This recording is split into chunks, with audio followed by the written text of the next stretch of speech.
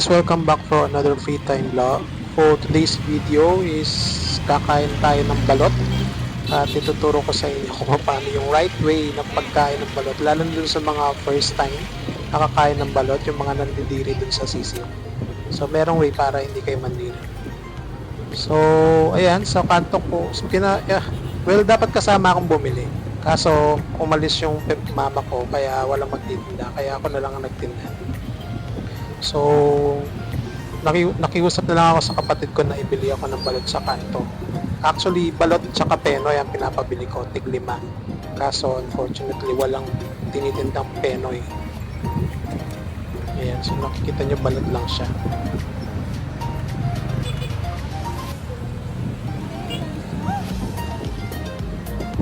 Sinubukan nilang maghanap ng ibang nagbebenta ng balot dito sa loob ng barangay namin. Mamaya makikita nyo yun. Kaso wala rin daw penoy doon. So pareho lang. Parang out of stock siguro yung penoy. Sabi yata ni ate, bukas pa daw yata darating o ano.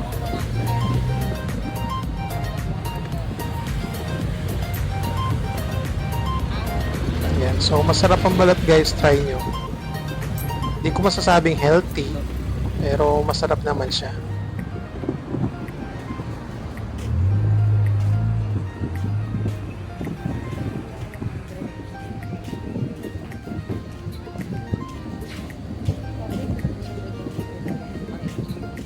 Nakita ko sa TikTok, medyo trend, may trend itong pagkain ng balot. Pero hindi yun ang reason kung bakit ako nag-video. Kumain ako, nagpabili muna ako ng balot, and then right after noon, ewan ko ba't bigla nagsilabasan yung mga videos ng balot, kumakain ng balot dun sa TikTok. Kaya pag minsan nakakapagduda yung TikTok parang hindi ko alam kung nakikinig ba sa mga chats o nakikinig ba personal sa mga boses. Hala guys, nakakatakot. Pero yun, try nyong i-observe. Malay nyo, ma-realize nyo. Yan, so sa loob na yan ng barangay namin, naghahanap sila ng pagbibilhan ng penoy.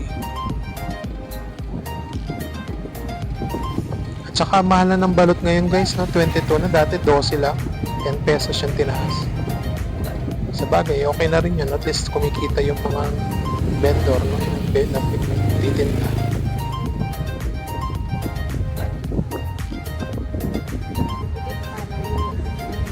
So kaya kong umubos ng 10 guys. Ewan ko lang kung di pa ako mahilo nun. Pero normally ang mga kinakain ko 7 ganyan. Pero I think kaya ko ng 10 nang hindi nahihilo or na high blood. Nakaka-high blood daw yan di ba? So kaya nasabi ko kanina, hindi ako sure kung healthy ba o ano. Siguro kung nag-exercise kayo, okay lang kumain ng balot. Healthy siya nun. Kasi proteins So kung nag-gym kayo ganyan, pwede yan sa inyo.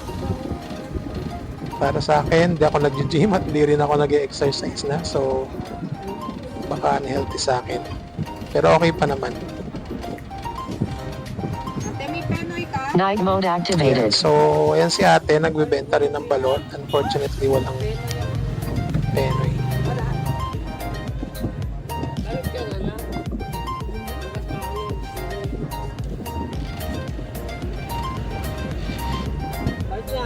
Ayan, so pagpasensyahan nyo na yung mga video na susunod guys medyo maingay yung electric fan.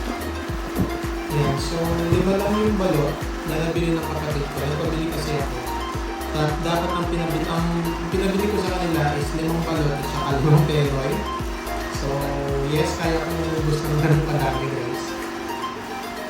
Kaso, nung bumili sila, wala silang makita penoy. Walang penoy sa pinabili na sa kanto. They tried to look for another nagbebenta. Kaso, balot lang talaga. So, I think out of stock yung mga penoy ngayon. So, ito lang. Kaya 5 lang yung meron. So, let's go ahead and try it. The right way to eat yung balot, of course, you're gonna have to knock it sa hard part to that. And then, Nabalatan nyo siya.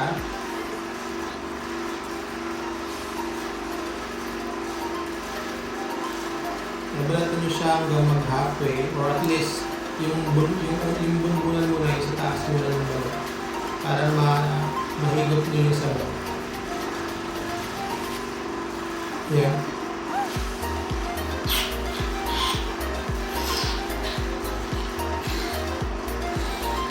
There you go. Masarap yung sabaw guys, kaya higupin nyo sana. And then after that, balatan nyo siya halfway.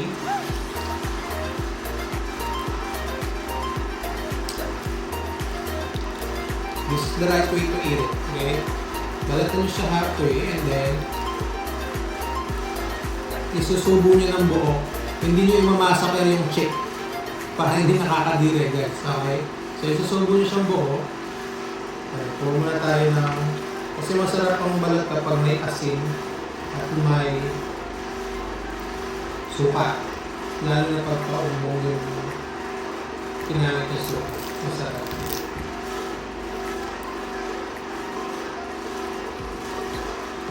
Ayan, so pang lang. Lagyan natin ng asin. Ito yung asin. Ay, ba't kayo doon ang kinuha ko? Wait, kuha ko ng kutsara.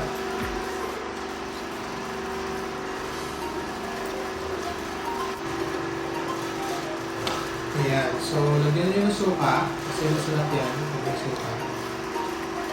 And then you swallow it whole. Well, not swallow, you put it in your mouth, yung buo.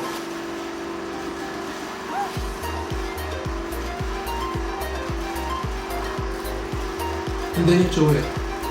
Ganun po ang tamang pagkain. Para hindi nyo nakikita yung putol-putol na chick.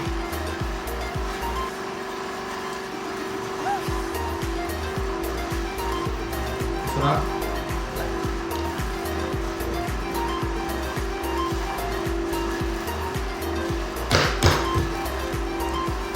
Sapa. Yan, so makikita nyo may sabaw, diba? So you have to sip it hanggang maubos.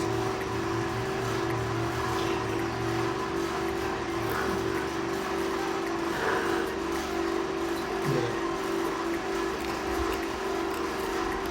Yan, pag nahigop nyo na lahat ng sabaw, balatan nyo siya halfway para may sulong siya sa bibig nyo.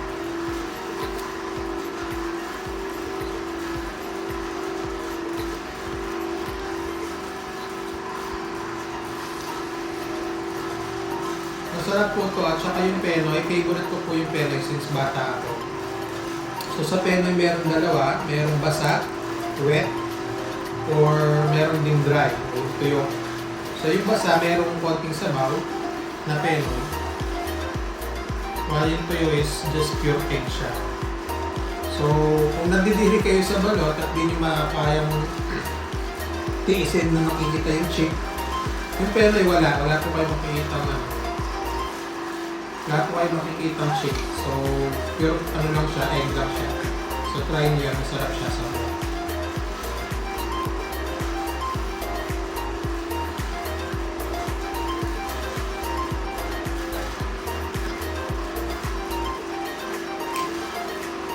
Ayan. So, nandumi na ako guys.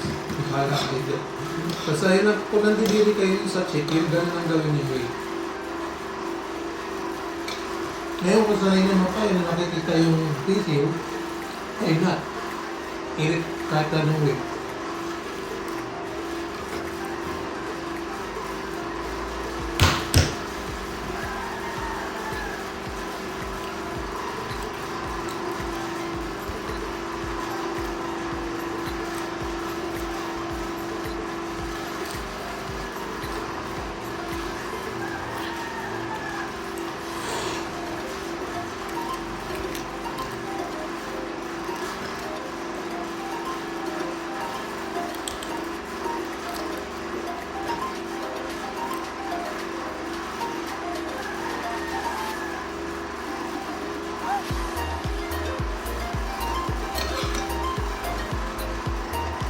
mabibitin ako guys. Ang konti, lima lang.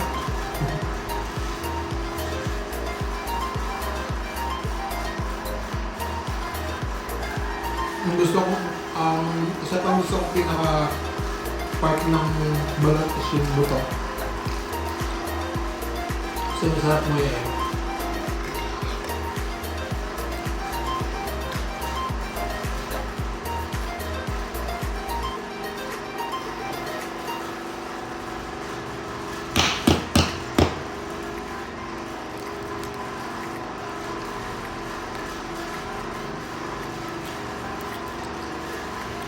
Pag may mga foreigner kayong kakilala na papakainin nyo ng balot, paunahin nyo ng pakain sa kanila yung penoy muna para hindi sila magdire.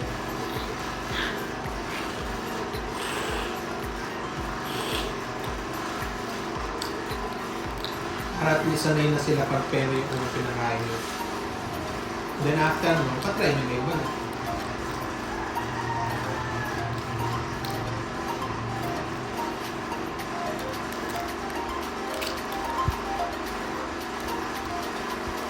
Itong balot na to guys, hindi lang sa Pilipinas to sa malapit sa mga bansang malapit sa atin. Nagtitinda rin sila ng balot. Malaysia yata meron din.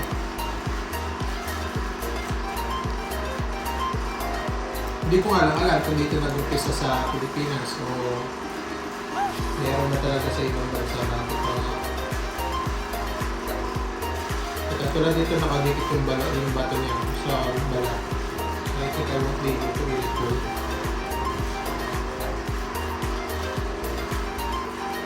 So, siya na messy ako kumain guys.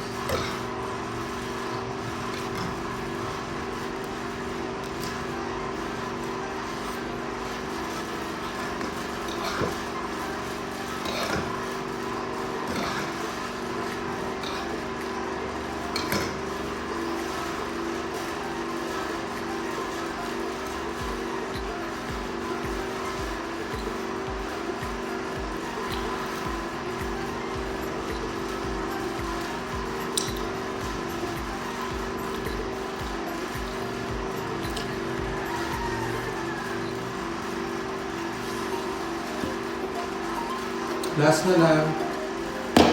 Bitin siya guys. Ika bitin. Dapat 10 na yung pinabili ko. Sayang kasi walang peno Kung may peno lang.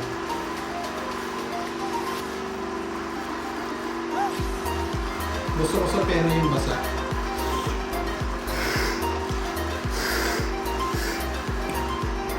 Sarap kasi yung sabaw niya guys.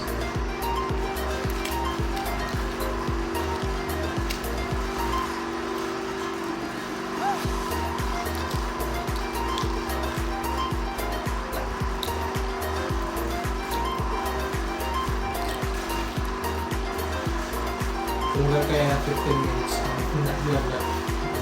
Ang bilis ko lang.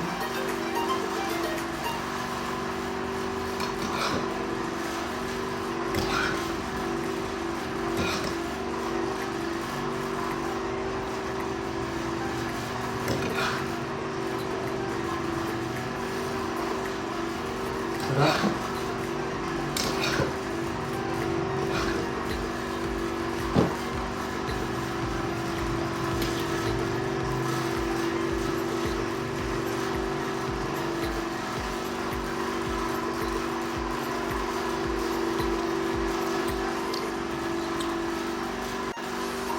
Ayun guys, ubos na. So, naubos ko yung 5 at feeling ko kulang pa. Sayang. Ayun guys, so ubos na.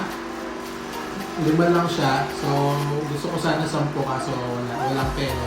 At hindi ko na napabili ng extra pang 5. Masarap sobra.